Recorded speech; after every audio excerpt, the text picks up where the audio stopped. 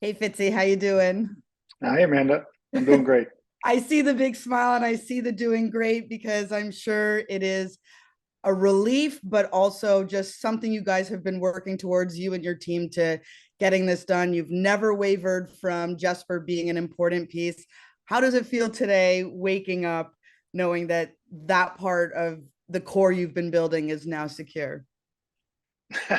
Exciting, exciting. Sure, it's been a bit of a long road, but the ultimate goal was getting that email yesterday at 9:30 in the morning with his agent saying Jesper has accepted our terms and we have a deal, which was, I think our entire team, because it took a team to really get to this point. First and foremost, I have to commend Jesper's agent, Joaquin Pearson and Rick Comero for working towards this result.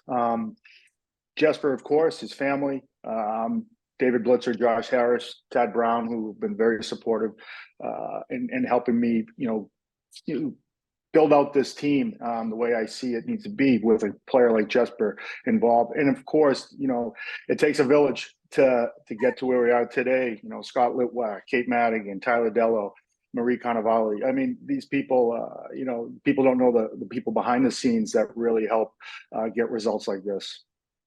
What is it sort of what have been your initial conversations maybe with Jesper once it's done? Have you spoken to him, and what does this just sort of do for him? I have not spoken to Jesper. He because of the time difference, and True. he was out celebrating with dinner with his agent, and his family last night. But we have text and just the how elated we are, the joy, just knowing that we've got a core player wrapped up for the next 8 years is exciting. I know his teammates are very excited, in particular two centers that are on our team, Jack and Nico. So no, it's just he's excited. We're excited. It's behind us. Yeah. It's here. So that's all we're really dwelling on right now is the future.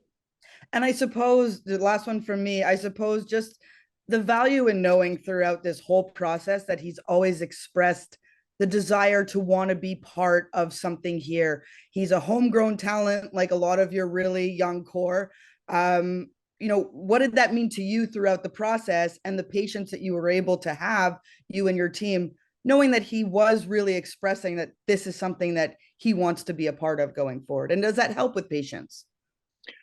For sure, but it says a lot about this young individual and his passion for this organization, the Jersey area. He calls it home. This is where he wanted to be. This is where we wanted him to be. We think we're just a perfect fit. Business is business, and negotiations are exactly what the definition tells you about negotiations. Two sides at different ends and are trying to get to the middle and compromise on something that makes sense for both sides. And then that's exactly what happened here. So Jesper, again, his desire to want to be here really helped the process. And obviously our desire to keeping him here long term was a mutual agreement. Thanks, Fitz. Thanks, Amanda. Thank you, Amanda. We'll go to Anthony Facili, MSG. Good morning, Fitzy. Question for you.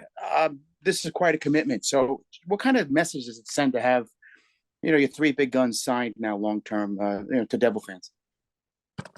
Well, first of all, I think the message is the commitment that we're getting from our ownership group, David Blitzer and Josh Harris. They understand and really helped guide the process of where we needed to go to get to where we want to be. And here we are as we continue to mature. But wrapping up, Jack and Nico and now Jesper long term, obviously adding Dougie Hamilton long term, the commitment of Andre Palat from an outside, seeing what we were building, wanting to be part of it. And then the rest of it. I mean, yesterday was just the start of my long summer and busy summer. So it's exciting, but it also tells you that New Jersey is a place where people and players want to be. One, because of the talent we have and the team we're building, but also I've said this multiple times. I personally think it's a hidden gem. People don't really know New Jersey until they get to New Jersey and understand what we have. You mentioned the future now and the rest of the work you have. How important is it to chip away now at the rest of your players that have already been here and to try to keep them on this team going into next year?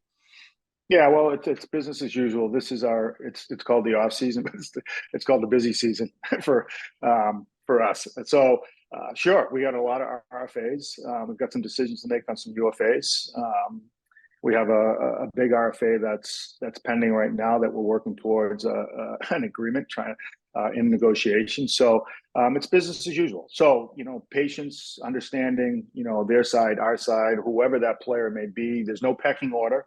All our players are important. Whatever piece they bring to the table is a very important piece. So we'll just keep chipping away. You mentioned having to make tough decisions. Just the insight with the Severson situation, and also how did that basically help your cap to kind of move forward with Jesper? Well, really, Damon Severson's been, he was brought up in this organization. He's drafted here. He started as a 19-year-old, been through the valleys of this organization. And as we're starting to head in the other direction, you know what, as a manager and you're trying to build and you're trying to, really manage assets moving forward, when you have a team that you think will scratch and claw to make it in the playoffs, but you still probably have, we're talking a year ago this time, maybe one more kick at future assets, and you do that with your UFAs, right? We've seen this happen over and over again, but I really thought this was maybe definitely the last year. But at the 50-game mark, things changed. We were a good team. We were a playoff-bound team. We felt good about ourselves. Good teams don't trade their so-called rentals. And Damon's earned this opportunity. He's been in the league a long time. He's earned this opportunity to maximize on his talent, his career. We applaud him, and we're so happy he got what he wanted. And in turn, I was able to turn him into a third-round pick, which is pretty good. And finally, I know that there's probably, I don't know if there is a pecking order, but just is Timo on top of that list? Timo's agent, Claude Lemieux, and I have been in constant communication and working through proposals. And Timo knows. I spoke to him yesterday. He knows how much we want to continue this relationship long term. And he's reiterated that to me. This is where he wants to be. He sees himself as a devil, and asked his agent to negotiate an 8-year deal with us, long-term deal, and it's music to my ear. So we'll continue to kind of chip away at it, but the goal is to have Timo Meier in a Devils uniform for the next 8 years. Thank you. You're welcome. Thanks, Vooch. We'll go to Ryan Novozinski, NJ.com. Hey, Tom. Good morning, man, and congratulations. Thanks, Ryan. I wanted to ask, with the cap going up, and you hear all about how much it might go up in the next couple of years. Just how much, I guess, did that excite you with some of these deals that you were able to make, before some of that cap raise? Well, the cap, they always say the cap's going to go up, but we ran into a little bit of trouble a few years back where it didn't. There's no guarantees that it continues to go up. We all believe it will, but I can't do business like that, wondering or planning on the cap going up 5% every year. Again, there's no guarantees of that. So with that being said, we just live today, and we try to project out on a player's worth and value, and as the cap hopefully continues to go up, it gives us more room to build around these core players, build around the edges, as I've been talking about. And edges meaning, here's your core, let's build around them. So again, I don't get too caught up on what the cap's going to look like in 3 years, because I live in today, right? Like I think I'd get myself in trouble. I'd get the organization in trouble if I handed out money assuming that the cap was going to go somewhere, and all of a sudden, whatever. You name it, sponsorships leave, whatever. And all of a sudden, hockey, the revenues aren't where the league thought they would be. So I just live in today, and we're just grateful that Jesper, his team, his family, our family have come to this agreement that we have him locked in for long term. And I know you touched on, the Severson deal, and obviously that was a sign and trade, which is obviously a very unique thing in NHL history. So I guess, is that a strategy that you and other teams are going towards more? And maybe you could use that again this summer with some of your other UFAs? Again, the CBA, well, it used to be where you could actually get a pick. The team could call you and say, I'll give you a 7th-round pick to talk to a player. Hard pick. But if we sign them, we'll give you X. You can't do that anymore. There's no conditional agreements like that. So, you know what? I guess I look at it, if we eyed up a UFA and felt like this is where we want to be, and I was able to talk to an agent to say, give him permission to talk to an agent of a player to see where they're at. Yeah, I'd probably do the same thing and give up an asset. And I think you may see a trend that why not give a mid-round, maybe even a late-round pick to talk to a player or an agent to see if you get into a shorter to midterm. The signing trades are a little different. That's where things kind of change with Damon. Knowing that, hey, there's going to be a pick here for any type of deal, but if it's a sign and trade, that may change the value of the return. And Jarmo Kekalainen was fantastic to work with, and again, I'm just so happy we were able to work something out. Thanks, Tom. Appreciate it, man. Okay, Ryan. Thanks, Ryan. We'll go to Mike Morreale, NHL.com. Hey, Tom, thanks for doing this morning. Hi, Mike. So Tom, obviously this is a copycat league. Were you able to glean anything from the roster makeup of the Golden Knights and the type of team they had that was so dominant in the playoffs? Again, I don't think so. Yeah, you call it a copycat league. We have our identity, and I'm not gonna sway from that because a bigger, heavy team won. I talk about building around the edges. Again, Palat, he's a heavy player. You watch the growth of Nolan Foote coming. Whenever he's ready, he's bigger. He's a bigger, stronger player. I do believe in the big mobile defenseman that can move pucks, take up space, take your time and space away. I think that's really where the game's at. That doesn't mean a small puck moving defenseman can't do that. I'm happy for them, but I would guess if I called Kelly McCrimmon, he'd say we were pretty healthy throughout the playoffs, and that's a key to winning is staying healthy. Yeah, fair enough. Great to see you at the combine as usual. What did you kind of take away from the interviewing stage there in Buffalo, Tom? Like, as far as what you heard from the kids this year and, basically took away from the event. I know you were there for the interviews, so you got to maybe touch base with a lot of those kids. Well, I'm just there to support my amateur staff for the hard work that they put in throughout the year. And, I think people understand what it's like to be a scout, how often you're on the road in different hotels and morning flights and getting in and being away from your family at lengths of time. So I was there just for support, listening in on the interview, the questions that we have with our sports psychologists, with our scouts that know the player and questions. Just seeing personalities, what's a kid like? A lot of these kids are pretty trained with their answers. So that doesn't surprise me, but you can get a feel for a kid's personality. But at the end of the day, they got to be able to play hockey, and they have to check off the boxes, the criteria that we want players to play for the New Jersey Devils. And one more for me, Tom. Where does Mackenzie Blackwood fit in all this with Akira's emergence last year? Nico Dawes play down the stretch in Utica. Obviously VTech. Where is Mackenzie as far as the RFAs go for you? Well, you know what, Mackenzie's a great kid. He's battled some injuries, not as catastrophic as it may seem. You go back to the COVID year, but prior to the COVID year, he was never hurt.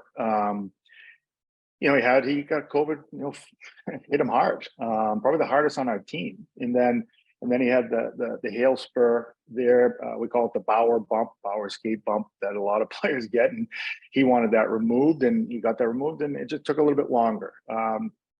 then this year, everything was great. He was healthy. He started off fantastic, but got that groin injury against Edmonton and back in the fall. And you know what? Like, we've got some decisions. There's a QO that has to be presented to him on whether we do that, whether we try to negotiate something less, whether I move him.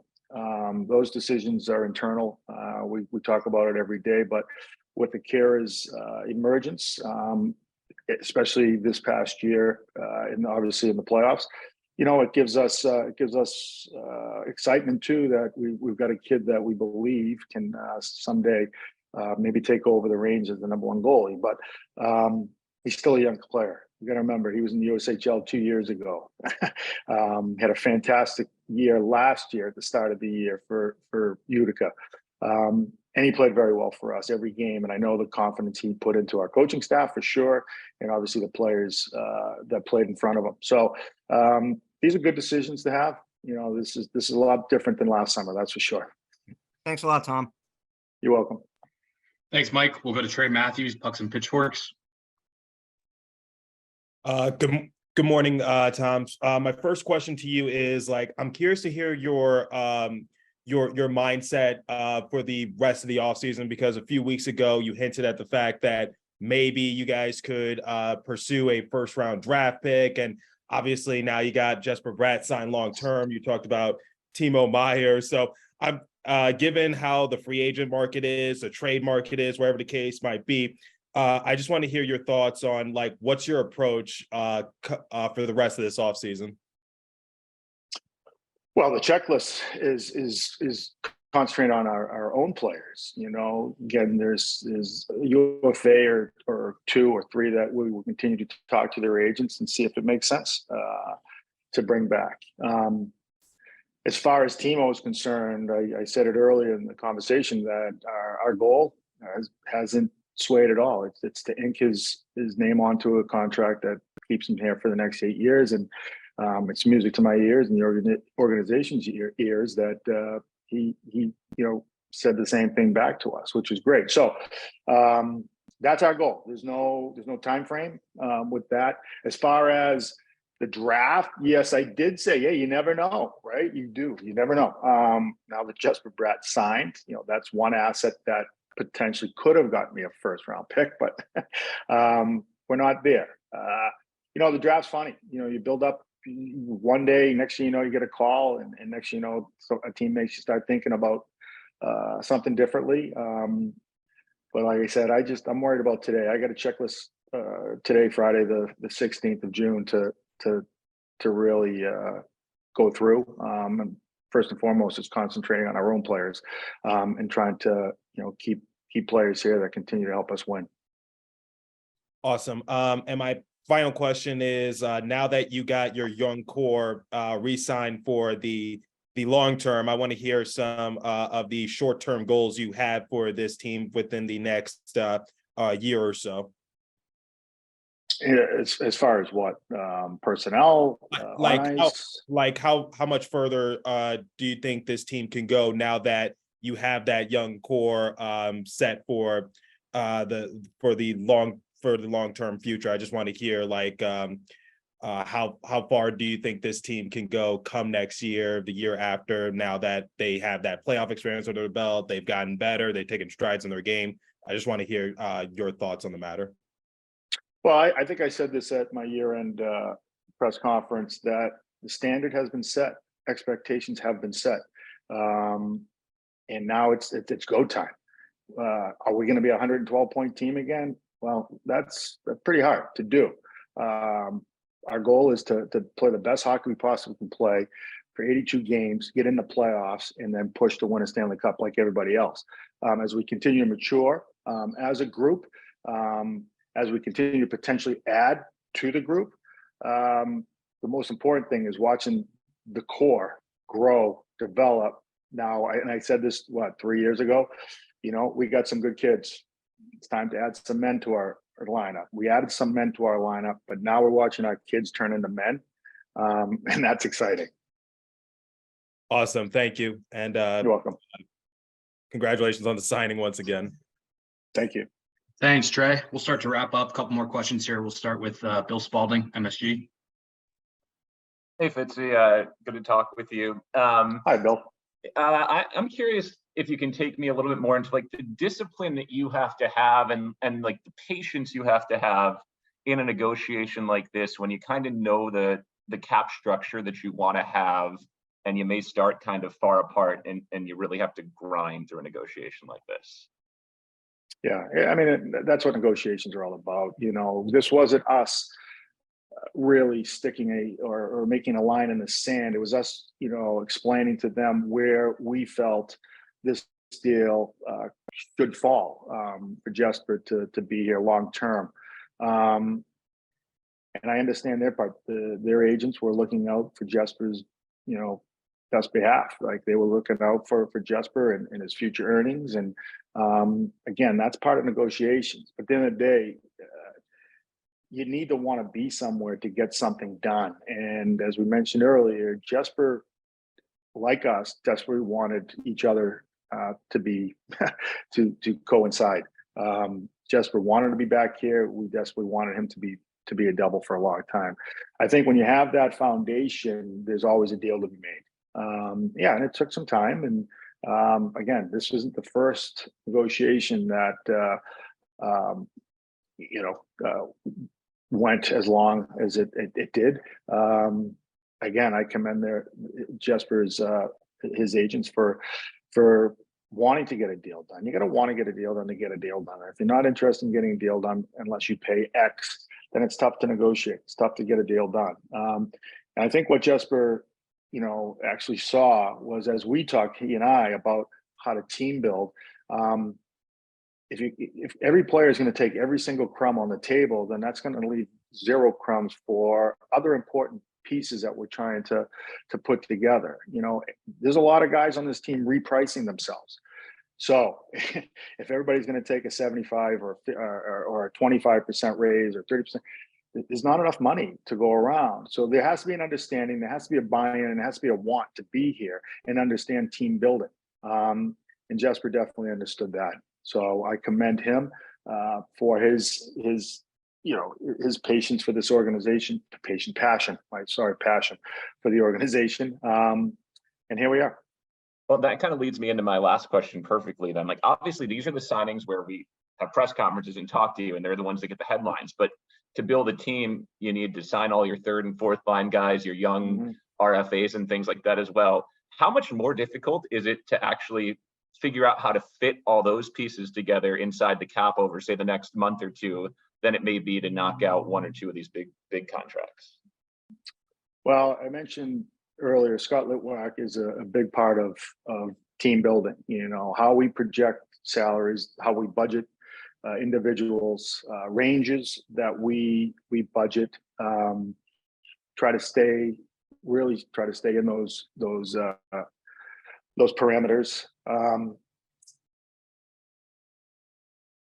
Look at the Golden Knights. You know, they had a fourth line that was extremely important to their success this year. And I believe, and I know our top players understand that every player in our team is important to the success we have. So those guys want to make as much money as they can make as well. But if everybody up top takes all the money, then I'm not sure what our bottom looks like. So what I'm trying to do is create depth, create an understanding with our top players, you know, how we can be better as an organization. I think probably the biggest reason the Vegas Golden Knights won the Stanley Cup is because they probably have the best depth in the league. And that's our goal, is to build our depth. But there's got to be crumbs on the table left so I can do that. Thanks, Fitzy. Welcome, Thank Bill. you. Thanks, Bill. We'll go to Jeeves Nichols. Hey Fitz, how you doing? Congrats on the contract with Jesper. Thank you. My first question is about, you know, we talked about the restricted free agents, we talked about the unrestricted free agents, but I was curious about Dawson Mercer. He'll be eligible to sign an extension on July 1st. Is there a desire to maybe get that done early? Has there been dialogue between you and his camp maybe to get that process started? To be honest, I haven't had dialogue with his camp yet. It's something I'd like to explore. Sure, we can do that right on July 1st. We could do it on August 1st too. We could do it on September 1st as well. July 1st is just the start time. And I do plan on talking to his representatives just to see where they're at, what their vision is, and then how that fits into what we're trying to do right now. There's no rush, but I definitely would like to explore, tying this young man up long term. And obviously, before you know it, it'll be time to sign some free agents. Do you anticipate you'll have the or have the need to explore unrestricted free agency, or do you think that you have the depth within the organization to ice a team in October from within? Well, again, I have to see where our restricted free agents are. Again, we do budget, we do project openings. Like we talked about some UFAs that we have. Will they be coming back? What kind of opening does that leave us? What's that money look like? What do we have to spend? So right now I'm concentrating on the internal dominoes and where they fall to see what we will need. But we will be in touch with certain free agents that we think can help our team and explore those options. But my priority right now is to continue to build, keep the guys that we have, and then again, fill what we need. Thanks, Fitz. Welcome. Thanks, James. We'll wrap up with one final question. We'll go back to Amanda Stein, NewJerseyDevils.com. It's a very simple question. When did you know that Jesper Bratt was a special player?